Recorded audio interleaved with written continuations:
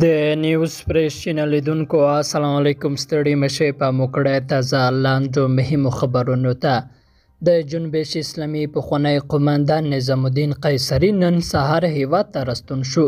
نوموړی د جمهوریت نظام تر سقوط وروسته طالبانو نیولی و چې بیا وروسته په پټه ایران ته تللی و او تر نږدې 10 میاشتني ځنډ وروسته نن بیرته هیواد ته راستون شو.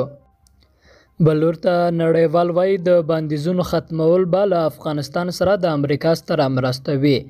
ګڼو هیوادونو یو ځل بیا له امریکا غوښتي چې پر افغانستان خپل بندیزونه پای ته ورسوي.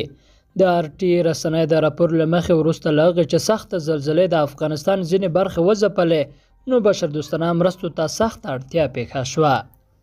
ګڼو هیوادونو له افغانستان سره بشردوستانه مرستې اعلان کړي دي. ګڼو هیوادونو له افغانستان سره بشردوستانه مرستې اعلان کړي.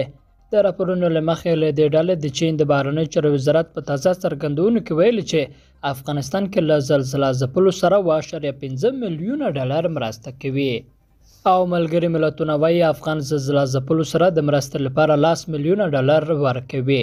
د ملګرو ملتونو یو جګپوړي چارواکی وایي په افغانستان کې له زلزله ځپلو سره د بشري مرستو لپاره د 10 میلیونه ډالرو په ارزښت د بیړنیو بشري مرستې د ورکړې پریکړه وکړه.